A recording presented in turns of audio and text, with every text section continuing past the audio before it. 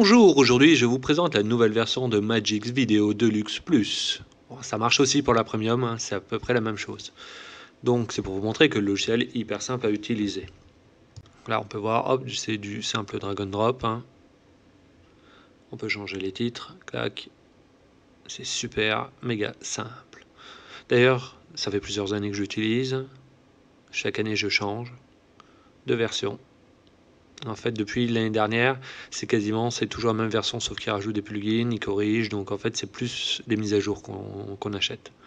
À un prix préférentiel, bien entendu. Donc comme vous pouvez voir, hop, un titre, c'est facile. Hop, là, je fais un drag and drop d'une vidéo. Je la mets et hop, c'est parti. Donc là, je prends un cas réel, en fait.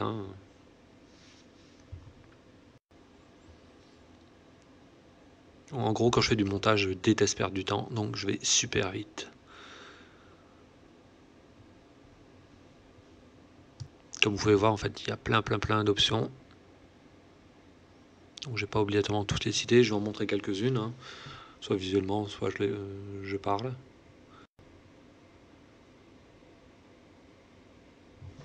Donc c'est assez visuel, hein, c'est ça l'avantage du logiciel. Donc moi en fait je m'étais fait une petite intro, hein, comme ça, vous pouvez voir.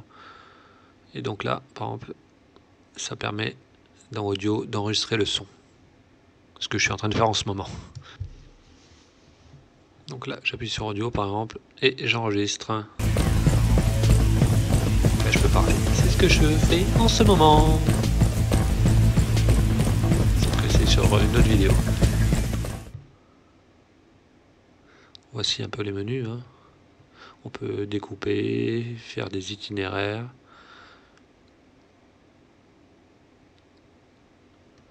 Donc là, c'est si vous voulez faire des itinéraires animés. C'est super friendly user en fait, hein, comme logiciel. Bon, j'avoue, ça fait quand même plein d'années que j'utilise, donc pour moi c'est super friendly user. On peut faire du montage multicam. Ça, je l'utilise quand je suis en festival. Donc on a deux caméras. Donc en fait, c'est une détection du son. Et les pistes se placent automatiquement. Donc ça, c'est super pratique.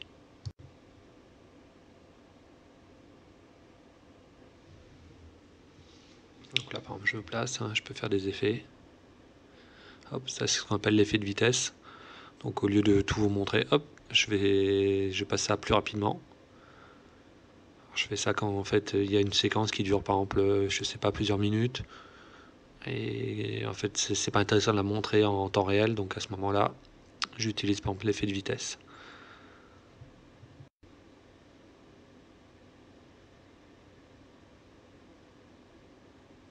Il suffit de bouger le curseur ou d'écrire le chiffre. Là, hop, 1. Ça veut dire vitesse normale.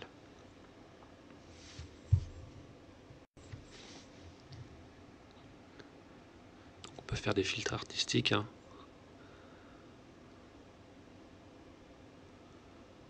On peut faire du chroma key, donc en fait filmer sur fond vert, enlever le fond. Enfin, on peut faire vraiment beaucoup de choses. Je vous montre quelques petites options rapidement. En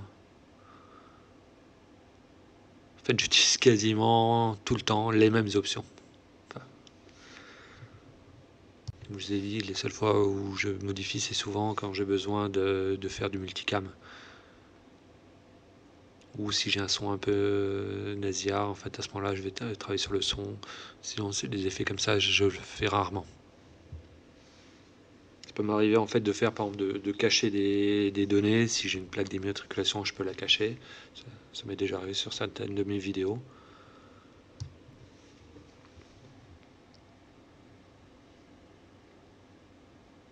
Comme vous pouvez voir, il y a plein d'options.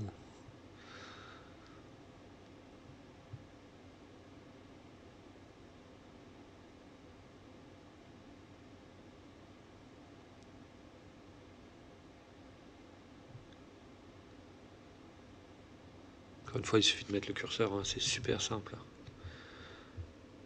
La timeline est claire, on peut l'agrandir, la diminuer si on veut voir plus de choses. Et ce qui est bien, c'est qu'on voit en temps réel en fait les effets. Donc on sait déjà à peu près ce que ça va donner. Après, il y aura juste l'encodage à faire.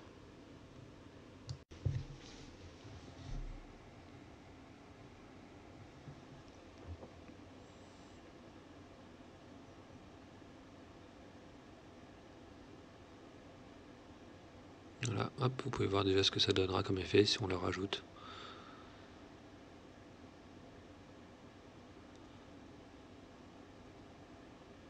Position. Donc ça, c'est souvent je l'utilise. Donc c'est par exemple, vous voulez mettre deux images en même temps. Ce que je fais par exemple, quand je teste une caméra vidéo. Et par exemple, là, dernièrement, j'ai testé un stabilisateur. Donc en fait, j'ai mis l'image normale, quasiment en plein écran, enfin en plein écran même. Et j'ai superposé au-dessus, sur un coin, l'image stabilisée, ou vice-versa. Donc ça, c'est super pratique.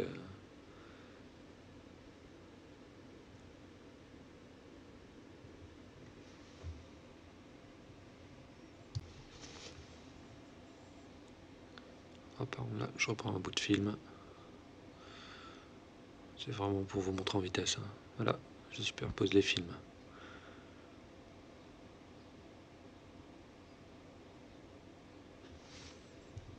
La vidéo là, elle est pas drôle hein, par rapport à d'autres vidéos que je fais. C'est vraiment une vidéo qui est orientée pour vous montrer à peu près les possibilités du logiciel, hein. Ce que je ne montrerai pas là, mais on a le Music Maker en fait qui permet de faire de la musique. Enfin, c'est super complet. On peut retraiter l'image.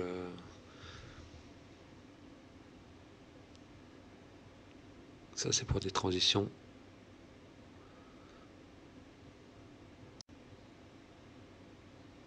Donc là par exemple on appuie, on regarde ce que ça donne. Donc A c'est la première image, B c'est la seconde en fait, c'est quand vous avez deux films par exemple.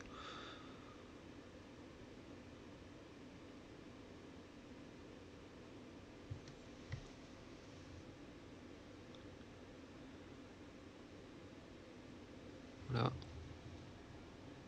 Donc là j'ai cliqué et je vais juste vous montrer en temps réel ce que ça donne.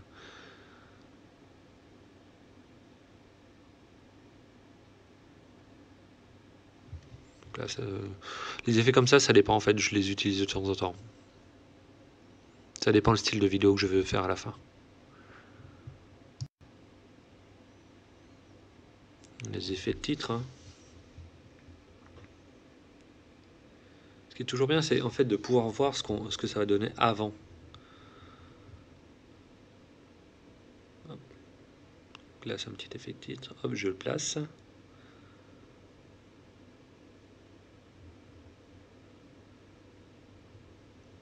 Et après, bah, je vais changer le texte. Voilà, je change le texte. Et je lance. Et je vois ce que ça donne.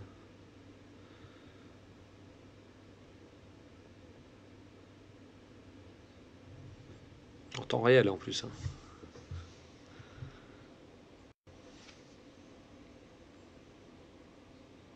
Donc là, on peut rajouter des intros. On peut même aussi rajouter de la musique. On peut vraiment faire plein de choses, hein.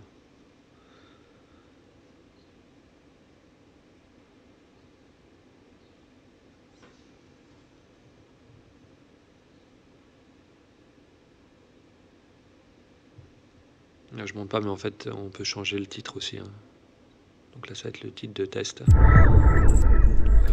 Ce qui marque intro, en fait, ça, on peut le changer. Non, c'est simple. On peut faire effet sur effet, enfin, il y a plein de choses à faire, hein. Là, c'est pas vraiment, je vous montre les possibilités. Le but, c'est pas de vous expliquer comment faire chaque effet, hein. Des effets de couleur, là, par exemple.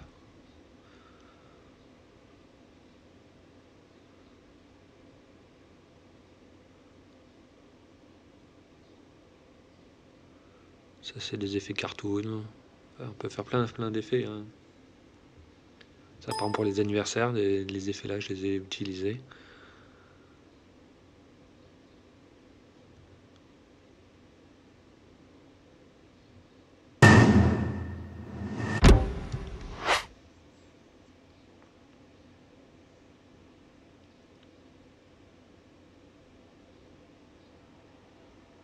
Voilà.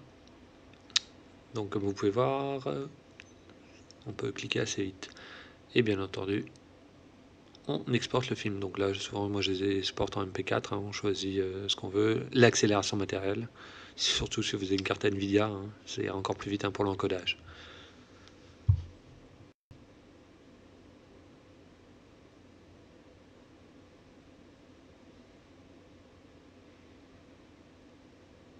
Là, je vous montre comme si on voulait faire un nouveau film. Vous avez vu, juste cliquer sur le plus. Après, je ramène, en fait, je fais un copier-coller, par exemple, de mon intro, que j'utilise tout le temps, et voilà.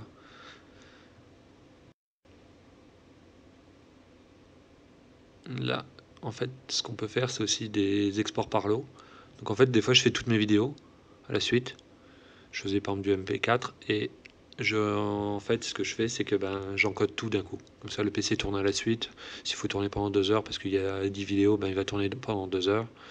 Et à la fin, j'ai tout mon résultat, et c'est super pratique pour uploader après sur YouTube. Voilà, j'espère que ça vous aura plu. Au revoir.